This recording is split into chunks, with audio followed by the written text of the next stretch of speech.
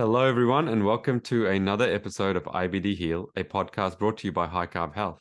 I'm your host, Shakul, and I'm joined here by Dr. Setare Taabodi. Welcome to the show.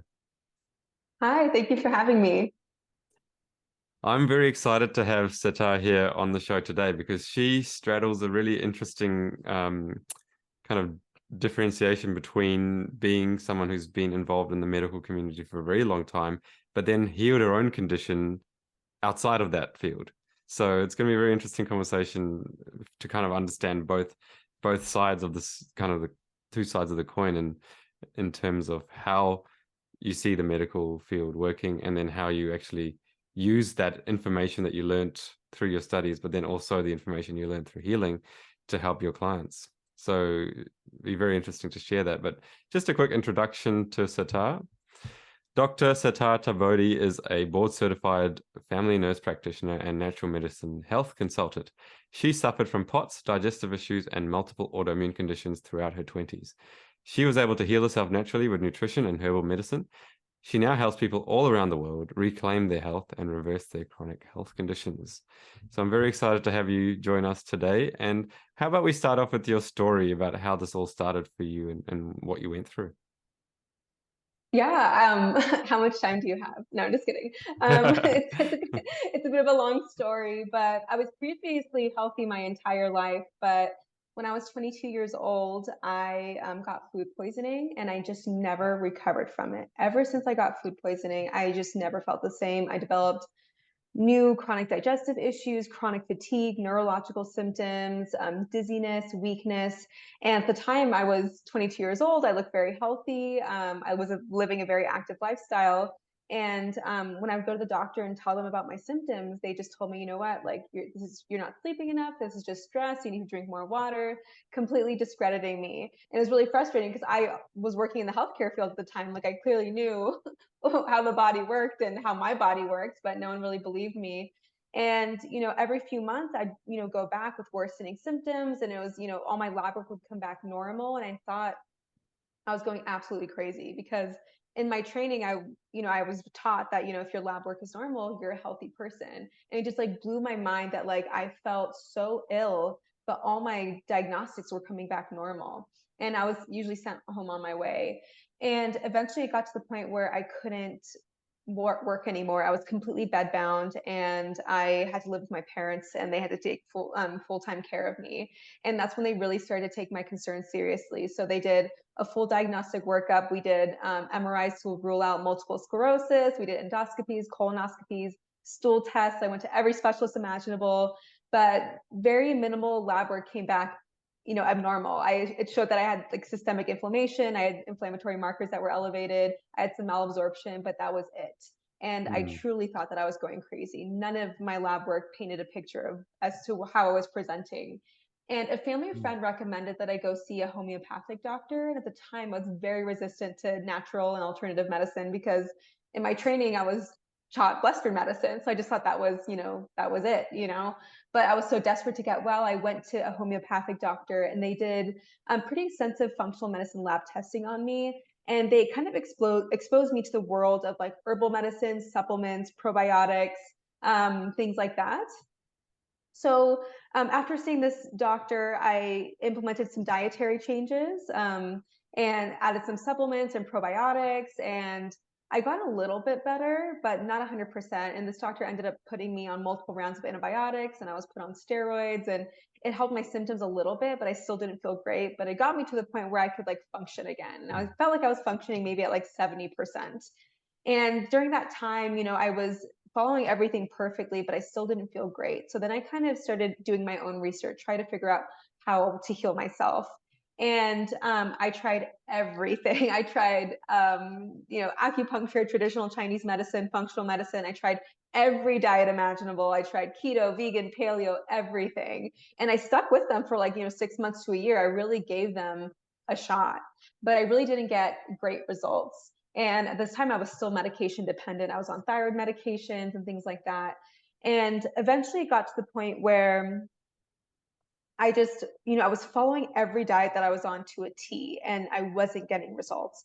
And that's when I was just like, you know what, just gonna start eating more intuitively. And at the time, I wasn't really eating fruit because I was, in the research that I was doing, it was very like, oh, fruit is bad, sugar is bad. And with my digestive issues, I thought feeding the bad pathogens by eating fruit, that was my issue.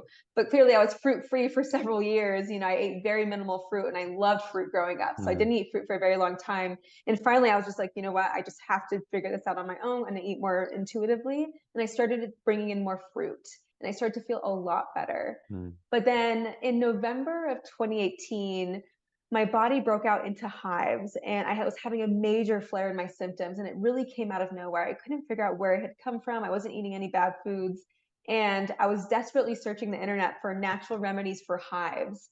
And this article for celery juice came up, and I was like, I will mm, do anything at this point. I will drink celery juice. Whatever you tell me to do, I will do it. And within 4 days, my hives were gone. And I went back to the blog post where I saw that information to see where this information had come from. And it had come from the Medical Medium books by Anthony William. So I purchased all the books and I read them, and I started implementing the healing protocols. A lot of the healing protocols are based around plant-based medicine, herbal medicine. And within 6 months, I was off of all of my medications. So it really came down to going on a low-fat plant-based diet and supporting my immune system with herbal medicine and vitamins so that my body can kind of heal from the inside out, that I was able to really get results. yeah, that's amazing, and it's incredible when you give the body the right conditions that it heals itself. And Exactly. it's funny you said that, that you started to eat more fruit. One of the things, when people ask us, "Oh, what's the number one tip you can give us to try and help our health?" And we always say, "Eat fruit." Fruit. I agree. Eat Yeah, I more always tell fruit. my That's clients, that's the answer to yes, almost fruit anything. will Yeah. heal you. Exactly. Fruit will heal you. Exactly.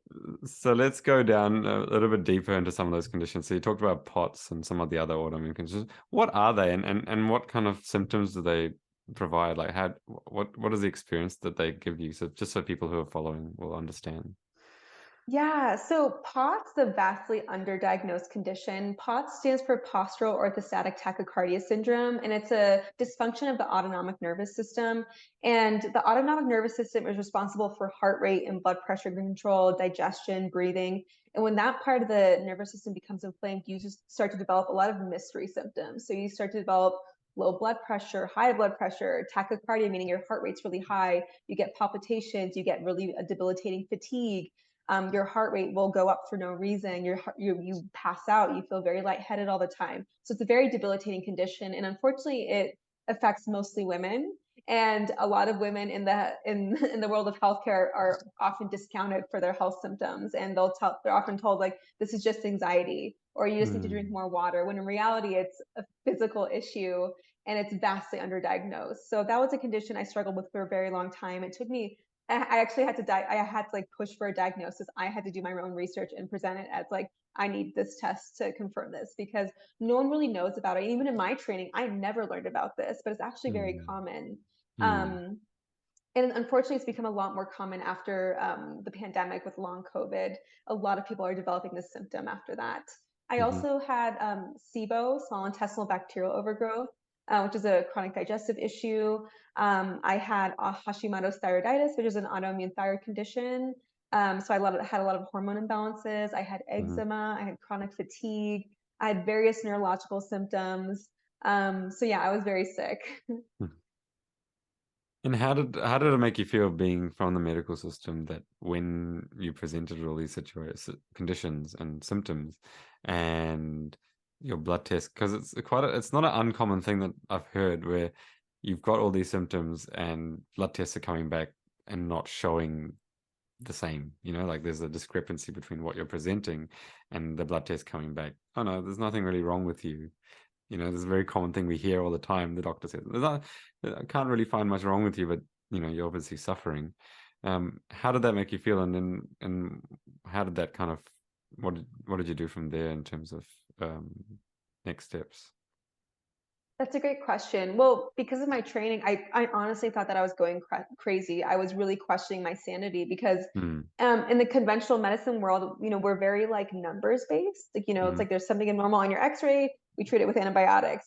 You're anemic, we give you iron. It's very like black and white. And we love, in conventional medicine, we really love algorithms. We like putting people in boxes. Like, you have type 1 diabetes, you have type 2 diabetes. This is how we treat type 2 diabetes. These are the 3 medications we use. And, we like, that's how we are taught. It's a lot of algorithms. And when I wasn't fitting any picture, I really thought that I was going crazy. But eventually I had to get to the point where, like, no, I'm not crazy. I have to figure out what's going on with me. And that's whenever I kind of exposed myself to a lot of like natural medicine and the alternative medicine world.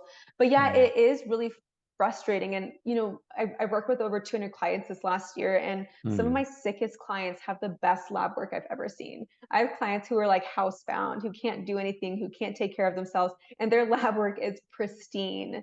And I think it's really important to remember, like, our lab work is incredibly helpful. Like, Oh, there's so many absolutely it things is. that can be detected with lab work, but it's not always sensitive enough to detect everything that is going on with the body. So I really want to remind people, like, just because your lab work is normal, it does not mean that you are healthy. And I know it's really frustrating to find a provider that believes you, but find someone that believes you.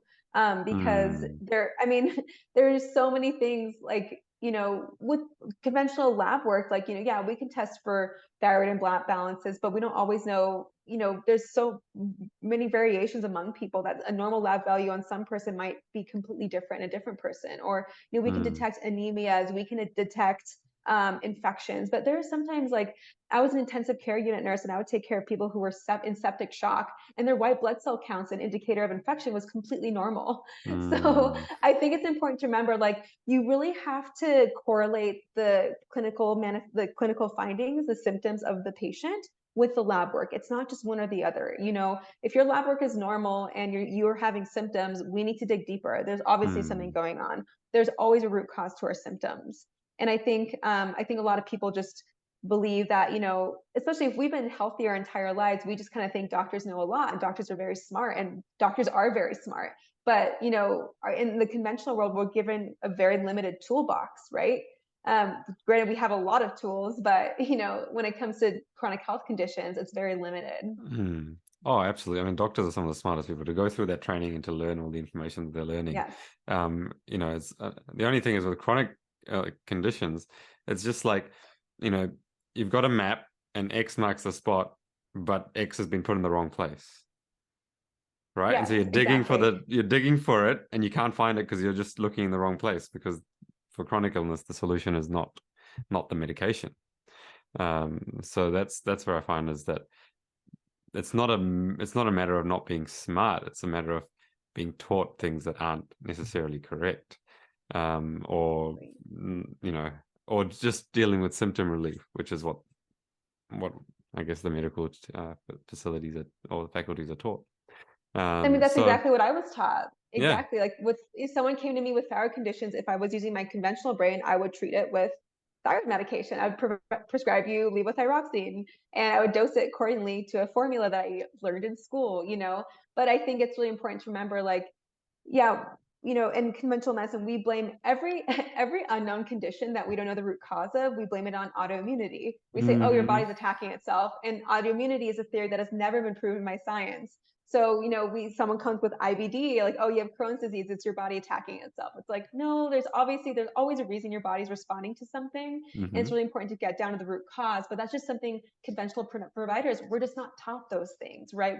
We are taught how to prescribe medicine. We are taught to diagnose and prescribe medicine. So that's what we do, right? So I think it's unfortunate that this is how we are trained. But this is the world that we live in, and it's a very money-driven business. The pharmaceutical industries are very adamant about teaching us how to prescribe medications and order diagnostics and things like that. So that's just the world that we're in, unfortunately.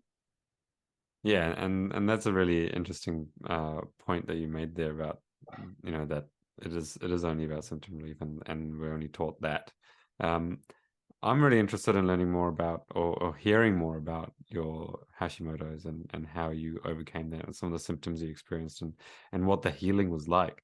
Because obviously we deal with a lot of people with IBD, and I've had people go through the program and improve their thyroid markers, substantially, and come off thyroid medication, but it's not something we deal with day in, day out. Talk about what symptoms people should look out for in terms of looking after their thyroid, and what are some of the preventative things people can do, and then talk about your journey and about how you got better from it.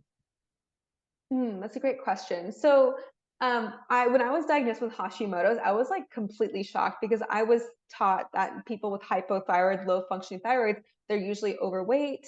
They have like dry, brittle hair. They're very cold all the time. Things like that. And I like did not present with those symptoms. So whenever I had those markers come up, I was like, oh my gosh, like I'm like 23 years old and I have Hashimoto's. Like I don't fit that picture. Mm. But what I found, especially reading through the medical medium books by Anthony William, he talks a lot about the root cause of chronic health conditions.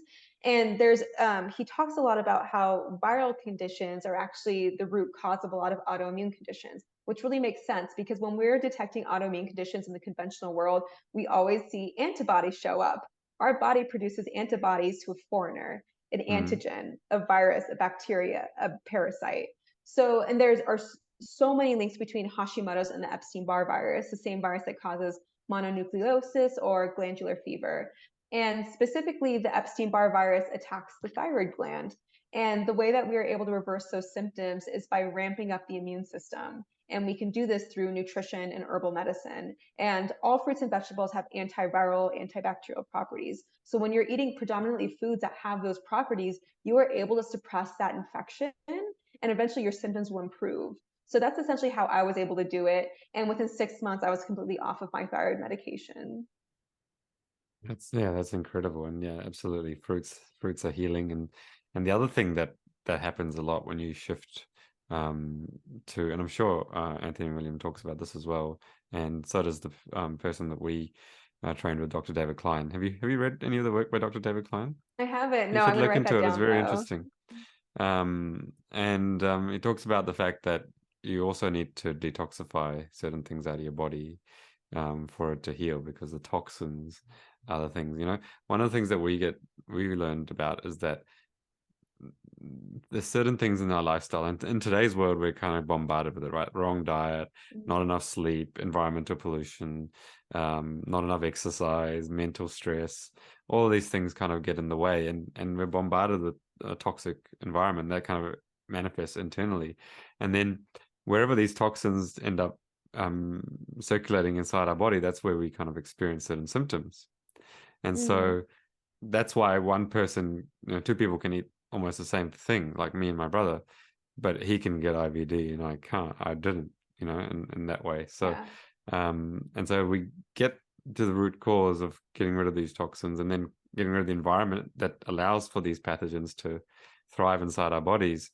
That can really help with a lot of healing as well. So that's fantastic Yeah, to I hear love that you that. brought that up. Yeah, Mm, because like toxicity is also a huge factor in fueling chronic illness as well. And mm, so I have a twin brother, and I always like to mm-hmm. tell this story. So I had 8 mercury fillings as a kid. He Wow. didn't. Guess Right. who got sick? Me. Mm, And it's like we were probably exposed to the same everything, same diet, everything, but my toxic burden was much higher. I had tons of mm, heavy metals in my body that fueled mm, my illness. mm-hmm. So that was one thing I really focused on was heavy metal detox during my journey, and that helped a lot. Yeah, absolutely. So the other thing I wanted to discuss with you is uh, from a I guess a learning perspective. What have you learned? Like, how have you made that transition from being so into the numbers in the medical system to using that knowledge, and then also the new knowledge that you've gained, and how do you kind of work that together? Because I think that's a very powerful combination. Yeah, thank you. No, so when I started working with clients, I obviously want to see all of their lab work.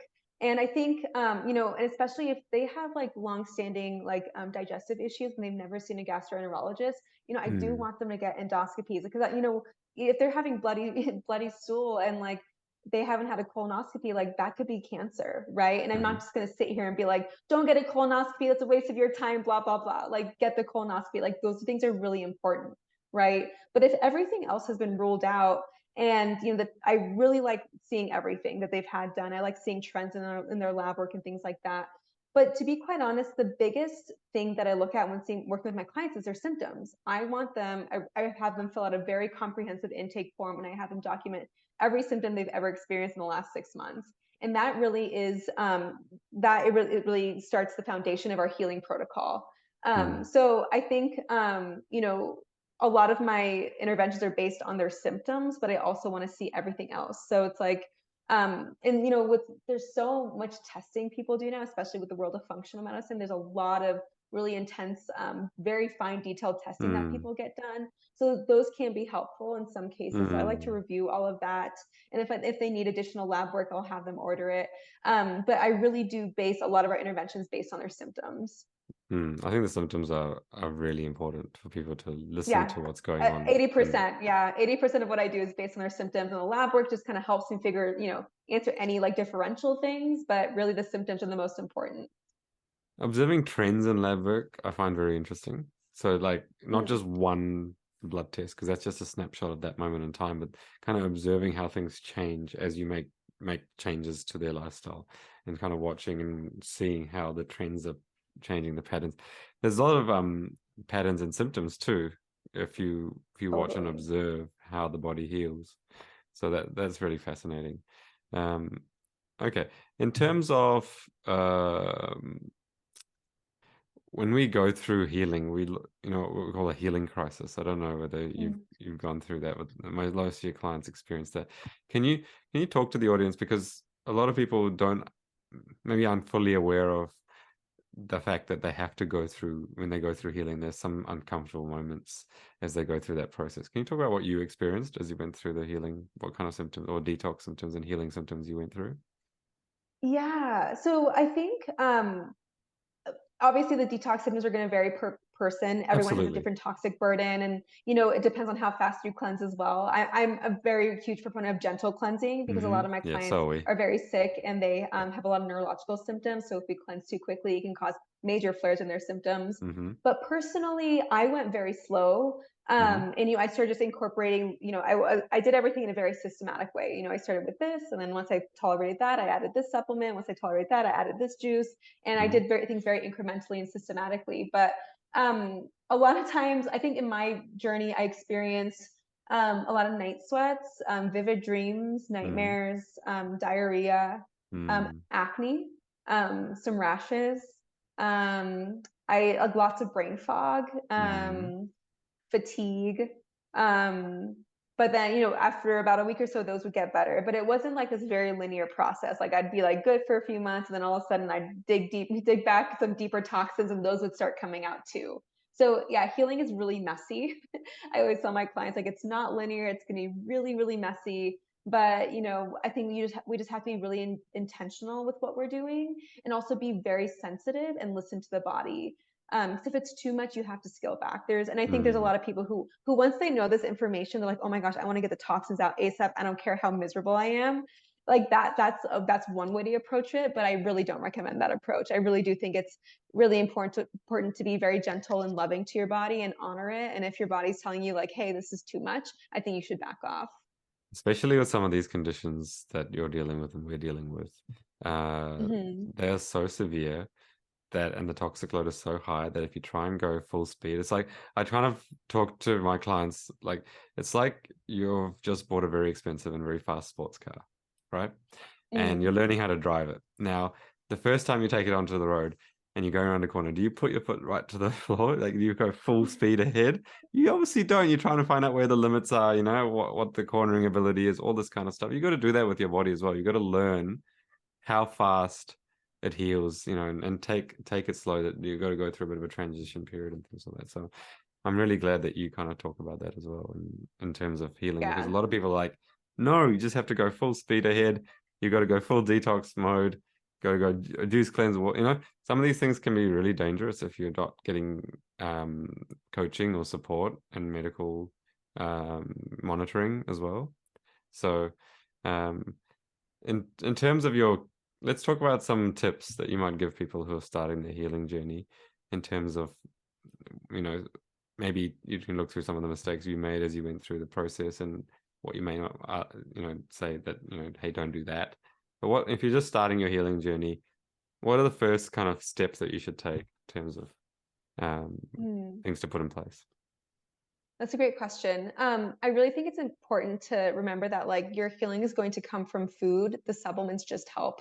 I think a lot Mhm. of people spend on like hundreds and thousands of dollars on Mm, supplements, mm, and it really and obviously herbs and supplements are incredibly healing and incredibly helpful.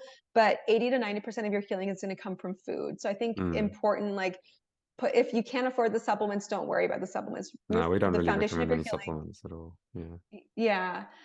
So I think the foundation of healing is going to come from food. I think the Mm, biggest thing is lowering fat intake, I think is incredibly mm, beneficial. Fat really slows down detox.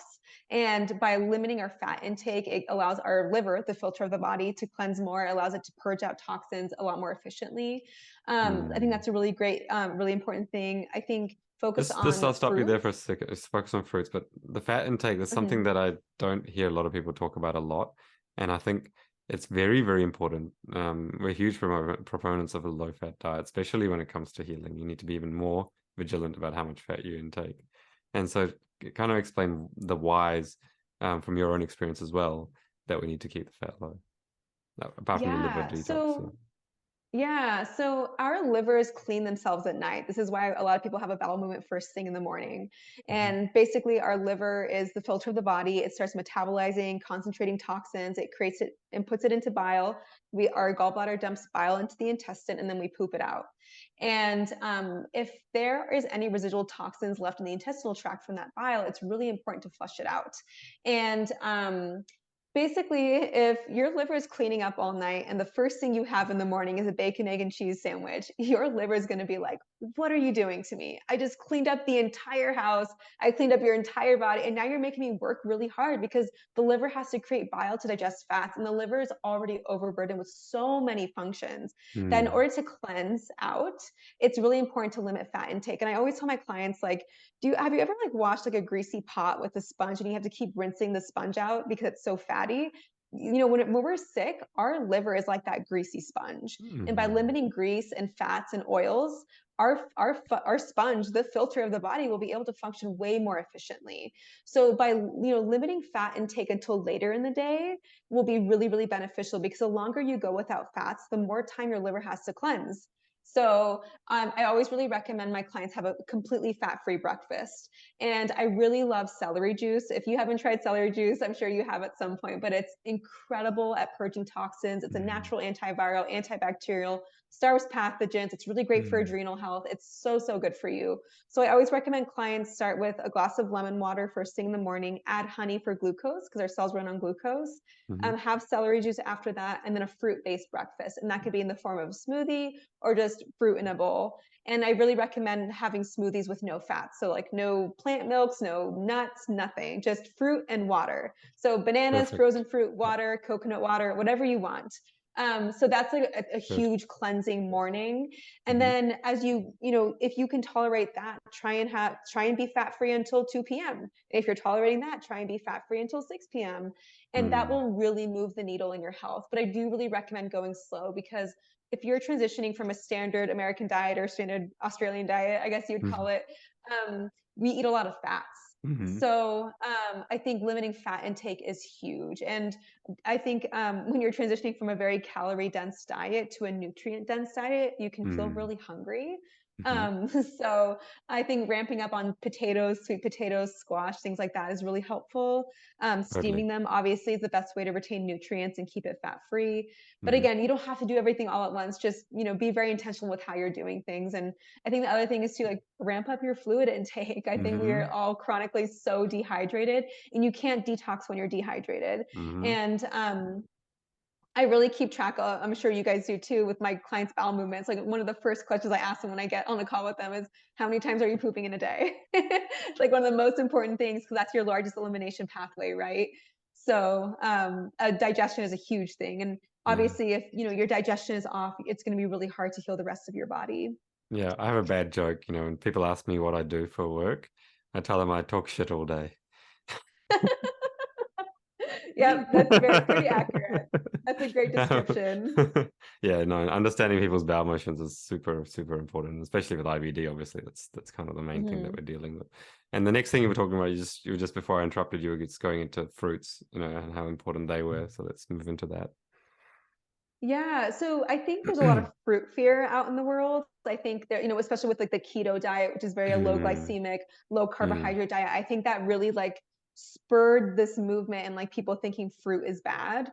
mm, And I think that's a really dangerous mindset to have. I think, fruit, our cells run on glucose, and the most optimal nutrient dense form of glucose on this planet comes from fruit. So you 100%. depriving yourself of fruit is, going to hold you back in your healing. And I think eating an abundance of it, I mean, most people feel really good when they have fruit. Hmm. So I think eating an abundance of it, you should never shy away from it. Like I don't have cavities. Like I don't have, I'm not overweight because I eat so much fruit. I mean, like half of my diet is fruit. Hmm. But yeah, it's like it's been the most life-changing thing for me is fruit. And eat 100%. an abundance of it. Any fruit that you like, frozen, fresh, juice it, eat it, blend it, do whatever you want with it. Just eat a lot of it. Yeah, we're on this crusade to change people's thinking around fruit as a snack to make it a meal. We're trying to Hmm. tell people make fruit a meal. Um, and to this date, I'm yet, and here's a challenge for anyone watching. Find one study that shows fruit is harmful for health. Mm. There's none. you know, I'm yet to come across one. So that's the thing I tell everyone and say, oh, but what about fruit? I say, well, there's no studies out there that show it's bad. You won't find Yeah, one that shows it's bad. You can find studies on fructose that are on processed sugar. That's not the same thing. You know, exactly. yeah, Exactly. yeah. Fruit is so huge, and I'm really glad that you found that as well, because so did we. That's the thing that helped both of us heal so many different things is eating a predominantly fruit-based diet, and then having Hmm. starches later in the day. Um, any other tips that you'd like to share? Mm, I'm trying to think. Yeah, as far as detox, I do recommend going slow, predominantly Hmm. fruits, hydrate like crazy, Hmm. be very kind to yourself, go slow. And just, I think it's really important to remember that our body, like, I think when people are kind of hit with chronic illness, I think there's a lot of fear and anger that comes from it. Mm-hmm. I think, for a very long time, I was very angry with my body. I felt very betrayed by my body. I was very Mm-hmm. healthy my entire life, and all of a sudden I wasn't.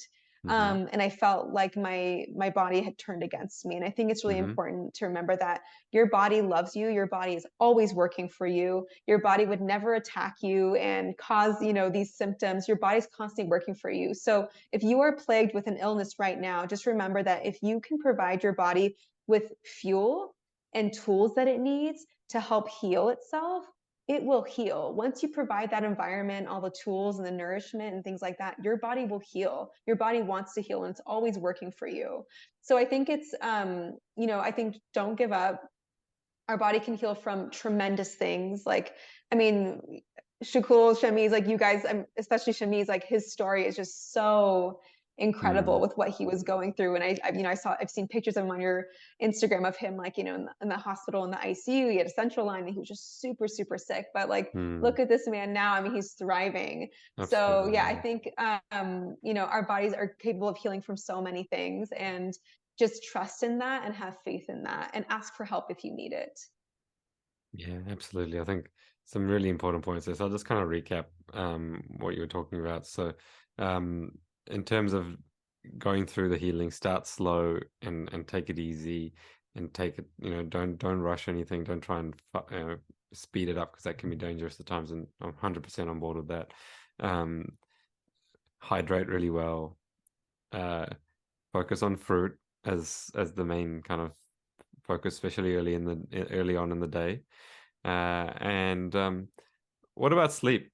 Have you got any thoughts around sleep? Yes, I love this question. So I'm a huge, I really, I think this can be pretty controversial, but I think in a lot of people with hormone imbalances, adrenal issues, chronic fatigue, I really think that exercise can actually be dangerous. And I think, right now in the world, it's always like, oh, exercise is really good for us. But I think when we are dealing with chronic illness, Mm. exercise can actually work against us because it puts a lot of stress on the body. I'm not Yep. saying all exercise is bad, but when you're dealing with a chronic illness, exercise is not your friend. Mm-hmm. So I think I always tell my clients, I'd rather you sleep than exercise. Mm. If you are having to drag yourself to the gym, you should not be going to the gym. So I think sleep is huge. And Mm-hmm. I really, I always recommend my clients get at least like 8 to 10 hours a day, which sounds like a lot, but I think it's really important to listen to your body. And if you need a nap in the afternoon, take the nap. That's your Mm-hmm. body telling you that it's tired. And I always tell my clients to treat your body as though you would treat your child. Like if your child came to you and said like, "Hey, I'm really tired," you're not going to tell your kid like, "Let's push through, let's go to the park." You would never do that to your child. And why are you doing that to yourself? Mm. So I think, a lot of times, especially in our culture where it's very fast paced and we're just encouraged to push through and, put it aside and, push through and go as hard as you can. That is really dangerous. That is very adrenalizing. That fuels illness. Mm. So I think, constantly, being very mindful of that, promoting rest, promoting relaxation, soothing the nervous system is incredibly important when healing from chronic illness. And you will heal so much faster. And I unfortunately was an adrenaline junkie my entire life. I was Mm. a trauma nurse for 9 years. I went to work every day and saved lives and gunshot wounds. And I just loved the chaos. And that was Mm. incredibly horrible for my chronic illness. I was like exhausted at the end of the day. Mm. And, once I left that environment, my body healed so much more quickly because I Mm. was more calm and I wasn't running on adrenaline. And I was able to snack and drink water and, take care of my physical needs because during that time in my life with that career, I wasn't able to. Yep. No, it's not controversial for us. We're exactly the same. It's so interesting that you said that, in terms of when you're going through healing a chronic illness, your body needs a lot of energy for healing. And then if you're going to Hmm. use some of that energy for exercise, I mean, there's a You're throwing it difference between away. you're throwing it away.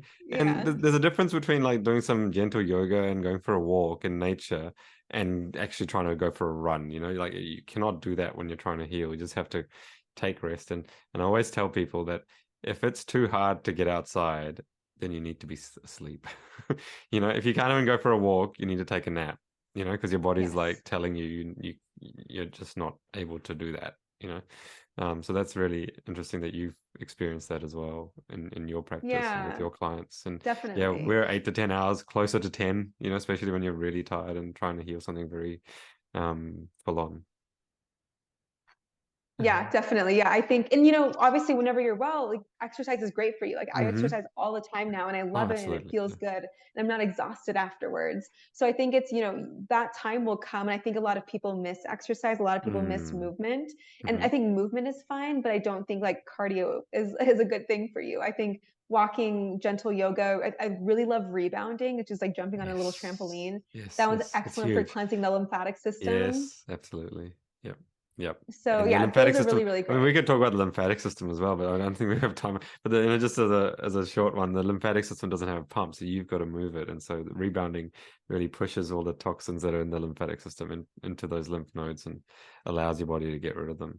The last thing I want to talk about before we finish is the mindset part of healing. Like, how does stress impact, in your experience, how did stress impact your healing journey? You already kind of just talked about it, like when you were really in that high high energy, high stress environment, that it really didn't help with the healing process. So how do you find that affects healing with not only yourself but with other clients as well?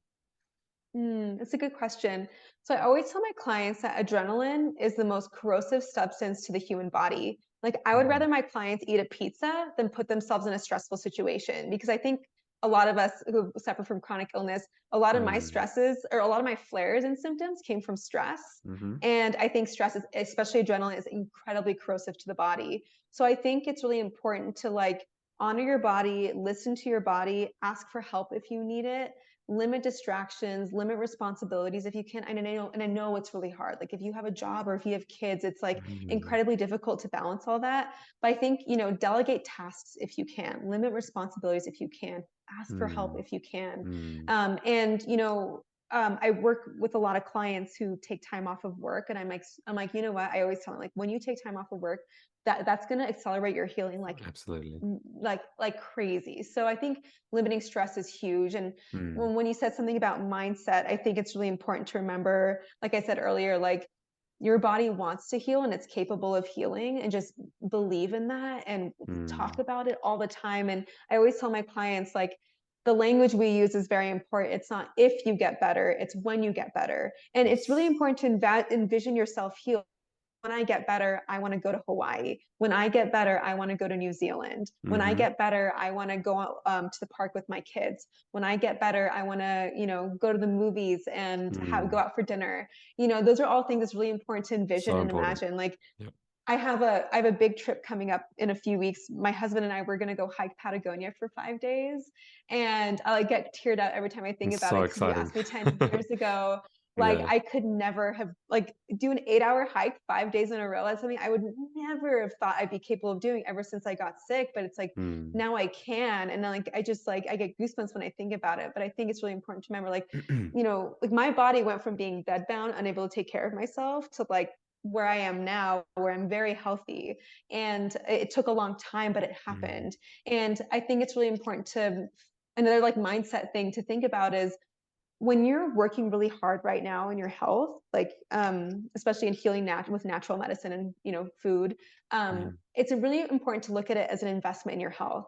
Like, you are investing the next 6 months, the next 12 months, the next 15 months into your healing, so that the next 40 years of your life, you are not sick. You don't get cancer of these symptoms, right? So I Mm. think it's really important to think of this time. It may feel like you're missing out on a lot of things, right? It's like that huge like fear of missing out, FOMO, really happens Mm. when you're in the midst of chronic illness. So I think it's really important to remember, like, this is really hard right now. When I get better, I won't have to worry about this anymore, and my physical health will never hold me back from doing anything that I want to do. So I think that's a huge thing, is Yeah. constantly, think of it as an investment. And then, when you invest in yourself, your life blossoms, everything changes. Absolutely. Like Shamiza's big vision was just getting back on his mountain bike because that's what he loves Mm, to do. And I think just earlier this year he came second in his age group in a mountain bike race, which was really cool. amazing. And one of our clients, after she healed from colitis, she went and climbed Mount Kilimanjaro. So it's so like very similar to what you're about to do. How cool is that, you know?